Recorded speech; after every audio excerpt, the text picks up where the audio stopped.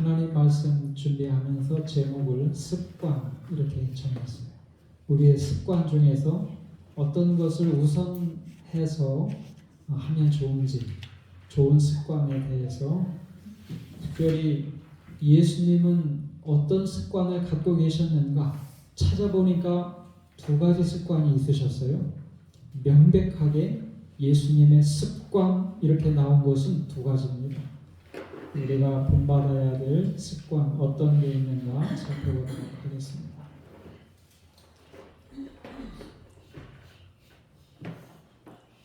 모든 성도님들 이 안식일에 뵙는 것 참 마음이 기쁜데 저는 우리 여기 그 앞에 계신 김은예 성도님 이렇게 또 오셔서 얼마나 기분이 좋은지 몰라요.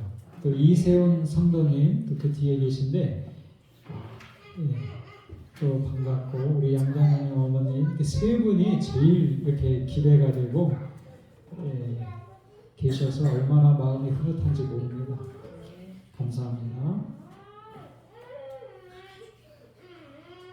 누가복음 22장 39절 41절 다 함께 읽어보겠습니다. 시작. 예수께서 나가사 습관을 쫓아 감난산에 가시며 제자들도 쫓았더니 그곳에 이르러 저희에게 이르시되 시험에 들지 않기를 기도하라 하시고 저희를 떠나 돌 던질 만큼 가서 무릎을 꿇고 기도하여. 저는 하영이가 와서 얼마나 좋은지 몰라요. 저렇게 조금씩 이렇게 말해주니까 안 주무시잖아요. 이런 효과가 있을 줄이야. 다들 이렇게 재미있어서 이렇게 보시면서 한 분도 안 주무실 것 같아요. 네. 이런 효과가 있습니다. 하영이 들어와요. 네.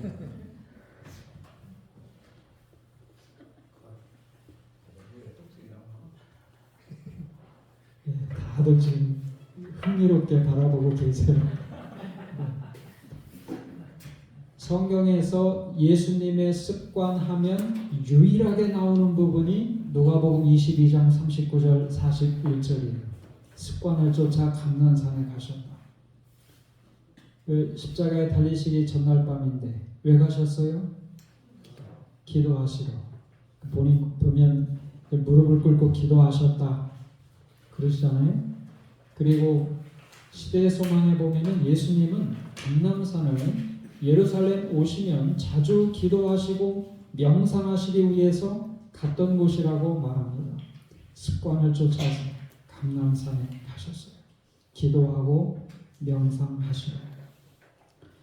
예수님은 언제부터 이런 습관 가지셨을까요? 기도하시고 명상하시고. 언제부터? 예수님의 습관이 시대의 소망 90쪽에 투쟁의 시절, 예수님이 12세가 된 이후부터 청소년기를 보냈을 때가 설명이 되어 있는 시대의 소망 이 부분에 보면 어렸을 때부터 이러한 습관에 있었다는 것을 소개를 해줍니다. 그의 가장 행복한 시간은 홀로 천연계와 하나님과 함께 있을 때였다. 기회가 있을 때마다 그는 일하던 곳에서 떠나서 들로 가시고 푸른 골짜기로 가서 명상하고 또는 산비탈이나 산림 속에서 하나님과 교통하셨다. 이른 아침에 외다른 곳에서 성경을 상고하거나 기도하셨다. 그는 이 조용한 시간을 가지신 후에 집에 돌아가서 다시 집안일을 돌보며 인내성 있는 수고의 모본을 보이셨다. 예수님은 12세가 된 이후의 삶에서도 기도하시고 명상하시던 것들을 우리가 확인해 볼 수 있어요. 시간적으로 보면은 이른 아침에 또 기회가 있을 때마다 장소는 이 천연계에서 기도하시고 하나님과 교통하시고 성경도 보시고 명상하시고 이런 내용들이 여기에 있습니다. 이 말씀 속에서 예수님에게 기도하시고 성경을 명상하시던 일이 어떤 의미가 있는가? 세 가지를 우리가 찾아볼 수 있어요. 첫째는 예수님의 가장 행복한 시간이었다는 거예요. 여러분, 예수님에게 가장 행복한 시간이 어려서부터 기도하시면서 하나님과 교통하시고 성경을 명상하시고 가장 행복한 시간이었다는 거예요. 이 말은 뭐예요? 우리도 기도하고 명상, 또 성경 보면서 명상하지 않으면 가장 행복한 시간을 놓칠 수 있다는 것입니다. 예. 여러분, 우리가 인간 관계에서도 사랑하는 사람과 함께 보내는 시간이 가장 행복하잖아요. 같이 길을 걸어가도 사랑하는 사람이 있으면 행복하잖아요. 스코틀랜드에서 한 번은 신문에 났는데, 스코틀랜드에서 런던까지 가장 빠르게 갈 수 있는 방법이 뭐냐? 그거는 사랑하는 연인과 함께 가는 시간이래요. 시간 가는 줄 모르고 가니까. 하나님과 우리가 이 교통하는 시간, 가장 행복한 시간이 될 수 있습니다. 우리가 그런 시간을 놓치면 인생에서 가장 행복한 시간을 놓칠 수 있다는 것 우리가 기억해야 됩니다. 두 번째로, 빨간 글씨에 있는데, 조용한 시간을 가지신 후에 집에 돌아가서 다시 집안일을 돌보며 인내성 있는 수고의 모범을 보이셨다. 이 조용한 시간을 통해서 하나님 하늘의 힘을 받고 그 힘으로 집안일도 하시고 다른 일들을 하셨다는 거예요. 이거 성인이 되시고 그 다음에 공생애를 하실 때도 마찬가지였어요. 이른 아침에 기도하시고 하늘의 힘을 얻으시고 봉사의 일을 실천하셨습니다. 우리가 만약에 기도하고 하나님과 교통하면서 성경 보고 명상하면서 하나님과 보내는 시간이 없다면 하나님 도움 없이 살아가는 것과 같다는 걸 기억해야 돼요. 내 힘으로 인생을 살아가야 돼요. 자기 힘으로 신앙생활 해야 되고, 자기 힘으로 품성 변화하려고 애써야 되고, 자기 힘으로 신앙생활 한다는 거는 정말 피곤한 일이고 되지도 않는 일이에요.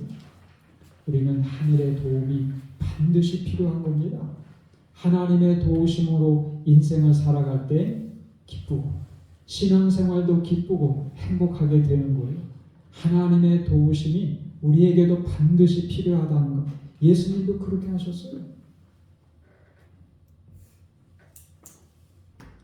그 다음에 또 이 시간을 통해서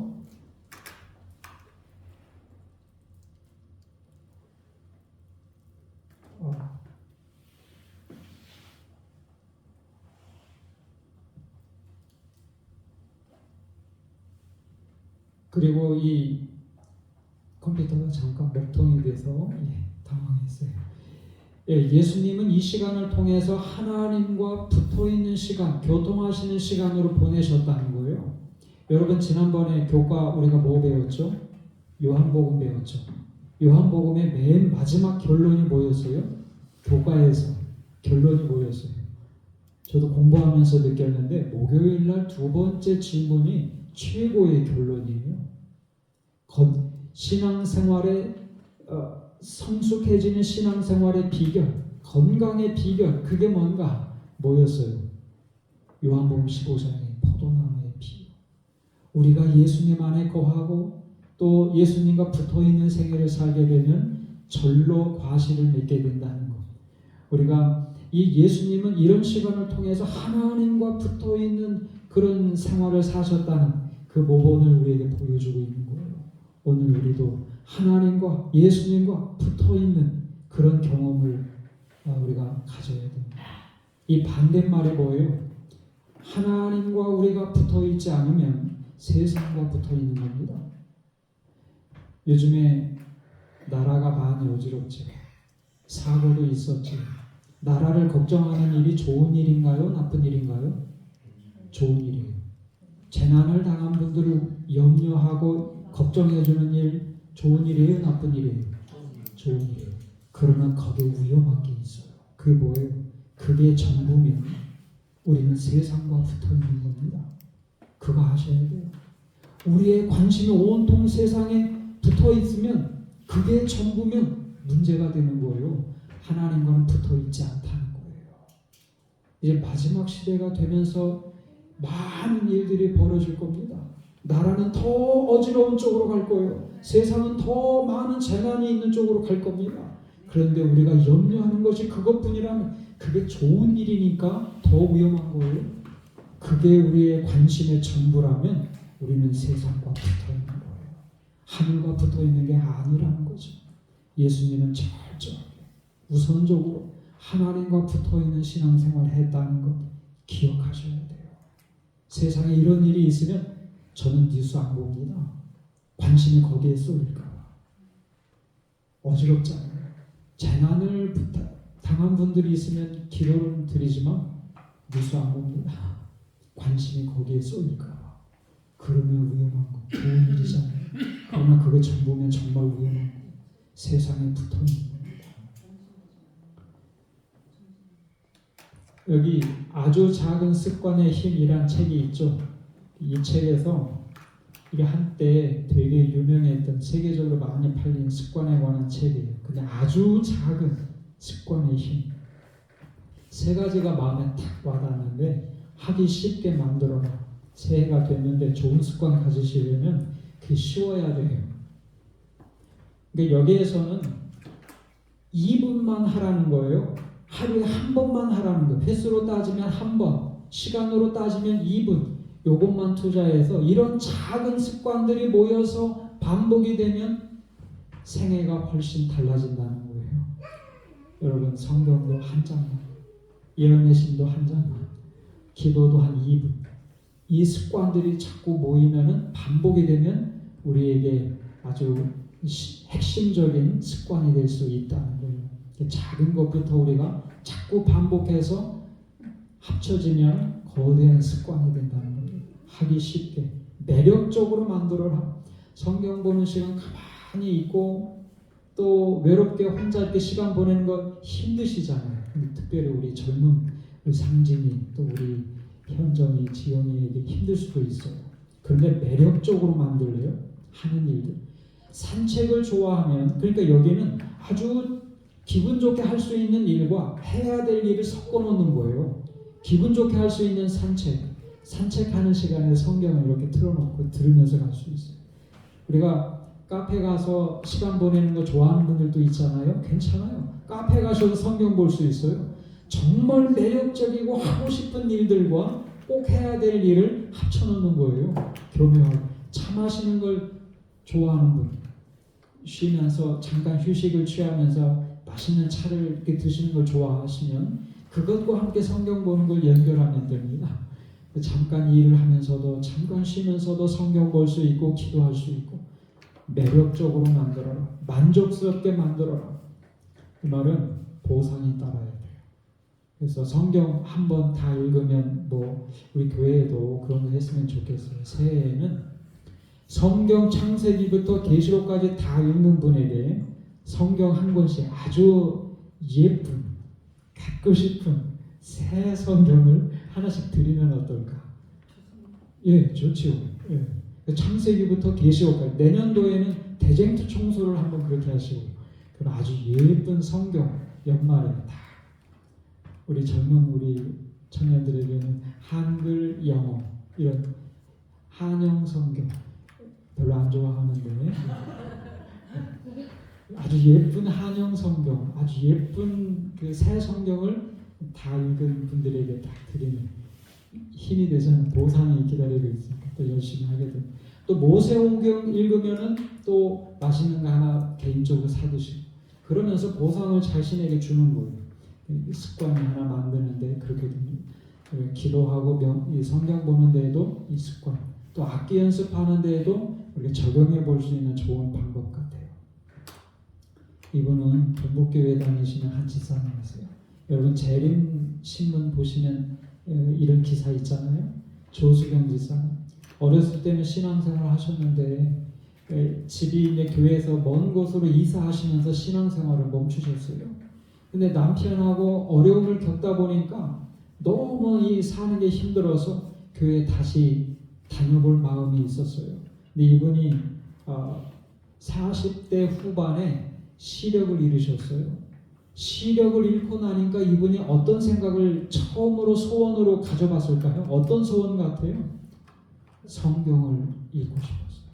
시력을 잃고 나니까 왜 성경 안 읽었을까? 이것이 가장 후회가 되었어요. 근데 이 두 딸이 그런 걸 도와줬어요. 교회 다니고 싶은 엄마를 위해서 교회에 모셔다 드리고, 앞이 안 보이시니까 성경을 읽기가 어려우니까 점자 성경, 점자 읽는 거를 이 두 딸이 배워서 엄마에게 가르쳐드리고, 이분이 성경을 점자로 이렇게 읽기 시작하셨어요. 아침에 일어나면 가장 맑은 정신으로 점자 성경 읽으시고, 낮에는 이제 일반 서적 읽으시고, 이렇게 신앙생활 하시기를 15년 하셨어요. 어떤 분은 시력 읽고 점자로 성경 보는 거, 이 습관이 있다는 거, 이렇게 어렵게 성경 읽고 있는 분들도 있다는 거 우리가 알아야 돼요. 15년이 됐어요. 그분이 이런 간증하셨어요. 15년을 그렇게 살았더니 성령께서 내 마음에 들어와 주셨습니다. 지금 이 자리에도 성령님과 천사들이 함께 계신다는 것을 믿습니다. 믿음 많이 좋아지셨죠? 성숙한 믿음. 성령께서 언제나 함께 계신다는 이 믿음 갖고 사세요. 시력 잃어보니까 성경 읽지 않은 것이 후회가 돼서 성경 보기를 15년 이렇게 하시면서, 오늘 새해가 되었는데 우리도 예수님의 그 습관, 기도하시면서 하나님과 교통하시고 성경 보면서 명상하시는 이 습관을 꼭 갖게 되시기를 바랍니다.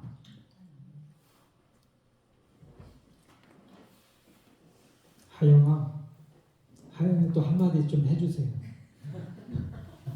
우리 하영이가 조금 한마디 하면 우리 전 교인들이 다 다시 정신이 또 새롭게, 이 새로운 효과, 저희 그 기대를 못했는데 아까 하영이가 몇 마디 하니까 교인들이 다 좋아하셨어요. 깨어있는 성도를 만드는데 하영이가 도움을 주고 있어요. 하영이 말하고 싶은 게 있으면 언제나 해주세요.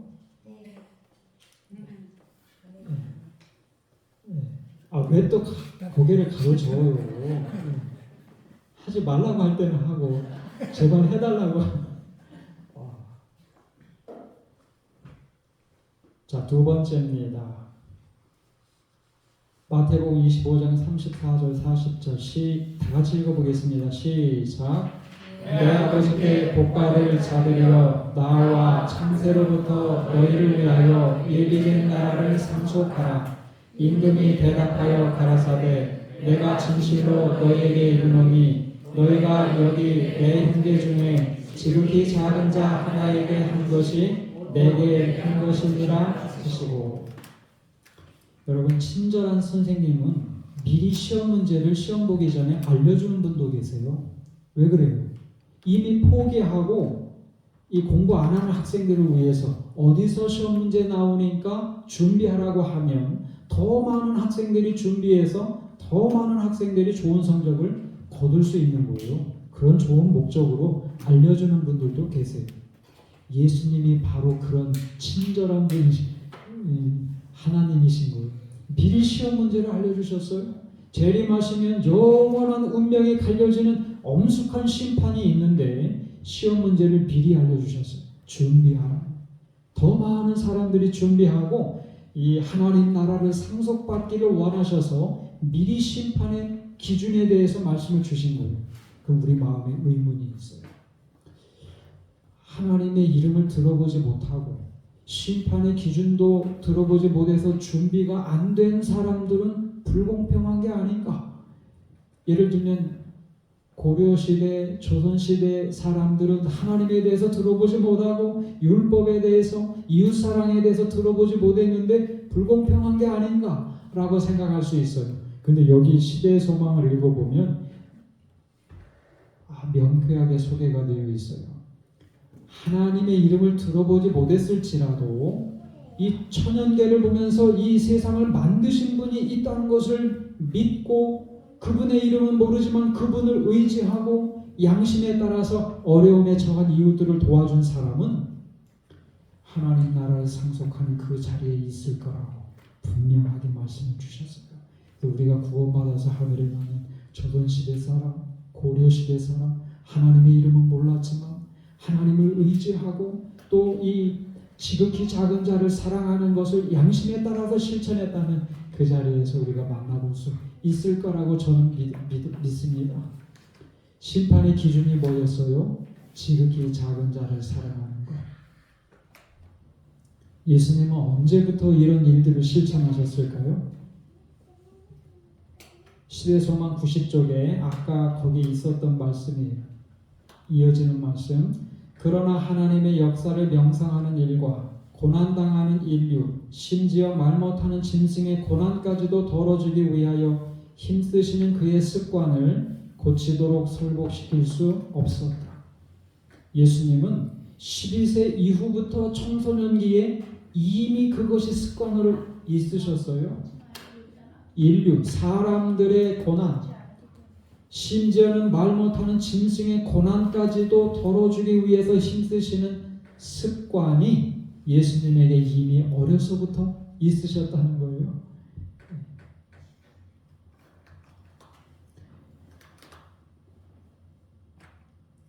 말 못하는 짐승의 고난까지도 덜어주시기 위해서 애쓰시는 습관. 여러분, 예수님은 이 고난을 덜어주기 위해서, 도와주기 위해서 하는 일들을 일회성으로 실천하지 않으셨다는 거예요. 여기 뭐라고 되어 있어요? 습관. 그 성경과 예언의 신에서 예수님의 습관은 두 가지만 기록이 되어 있어요. 기도하고 성경 명상하는, 그리고 구제하는, 고난당하는, 심지어 짐승까지도 그 어려움을 덜어주려고 하는 습관, 두 가지만 나와 있어요. 일회성이 아니라 습관이셨습니다. 예수님이 이 구제를 실천하실 때는 돈이 많으셔서 실천하신 게 아니에요. 가난하셔서, 어려서부터 정말 가난하셨어요. 이분이 여기 이어지는 말씀들을 보면 친절한 말로 위로해주고, 냉수 한 그릇 떠주고, 자신이 먹어야 될 그 양식을 이렇게 가만히 지어주고. 어린 나이일수록 먹는 거에 대한 집착이 강하잖아요. 근데 예수님은 어려서부터 본인이 먹을 거, 따로 돈이 여유가 있는 게 아니기 때문에 본인이 먹어야 될 빵, 음식을 더 가난하고 굶주린 사람을 만나게 되면 가만히 이렇게 지어주셨다. 그럼 본인은 뭐 했다는 거예요? 굶주렸다. 예수님은 가난하셨어요. 그런 마음이 평안하셨다고 했어요. 가난한 가운데서도 이런 도와주는 일을 실천하셨어요. 제가 젊었을 때는 정말 가난한 걸 좋아했어요. 제 소원은 청빈, 깨끗한 가난. 이게 제 소원이었어요. 제 소원 성취했죠?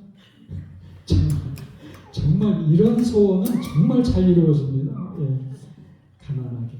예수님 정말 가난하셨어요. 그러나 어려서부터 이런 도와주는 일들을 실천하셨다는 거예요. 집사람이 늘 그래요. 당신 소원 성취했네?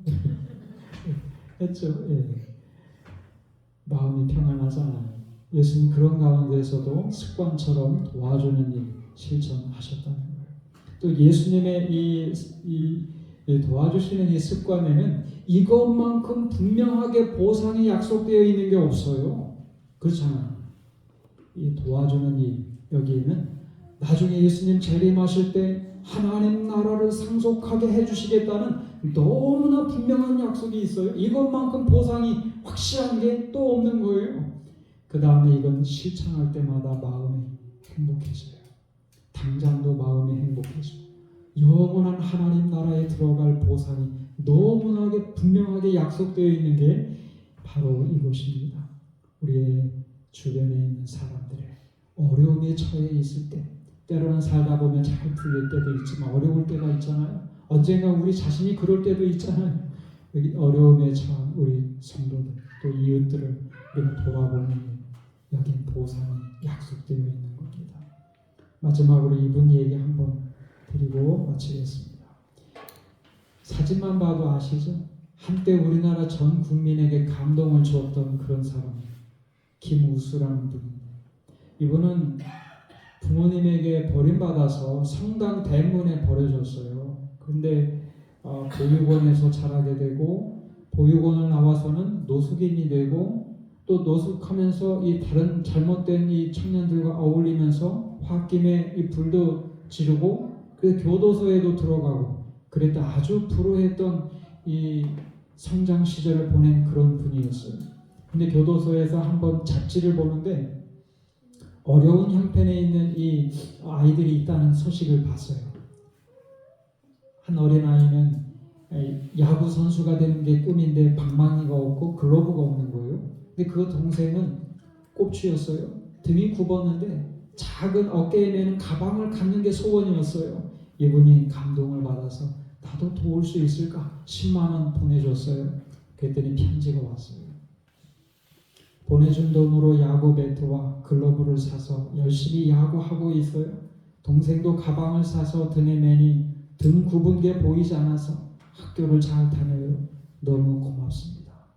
이분은 태어나서 처음으로 감사하다는 말을 들은 게 이 편지라고 그랬어요. 얼마나 많이 울었는지 감동을 많이 받았다고 했어요. 이분이 지금 오토바이 타고 있죠? 이분이 짜장면 배달하시잖아요. 그런데 70만 원 월급 받으시면 고시원에서 생활하시니까 거기에 돈을 떼고 또 식비 생활비 떼고 남은 돈으로 5명의 아이들을 도와주는 일을 했어요. 이것 때문에 대통령 상도 받고 또 신문에도 나게 되고 전 국민에게 감동을 줬잖아요.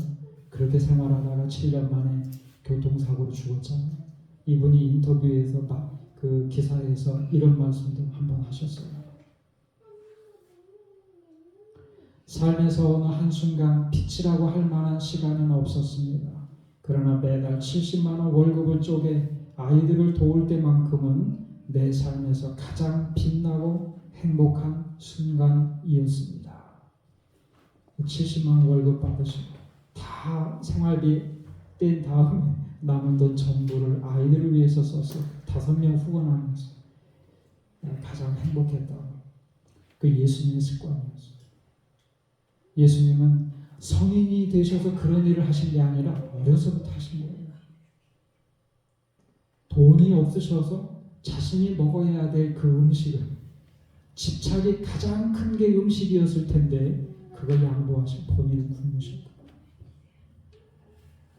오늘 우리도 마음만 있으면 얼마든지 우리가 실천할 수 있고 아름다운 습관을 가질 수 있고 이렇게 해서 우리의 재물이 쓰여질 때 그건 낭비가 아니라 우리 인생 최고의 돈을 쓰는 일이 되는 겁니다. 오늘은 새해 첫 안식일에 예수님의 습관 2가지를 우리가 살펴봤습니다.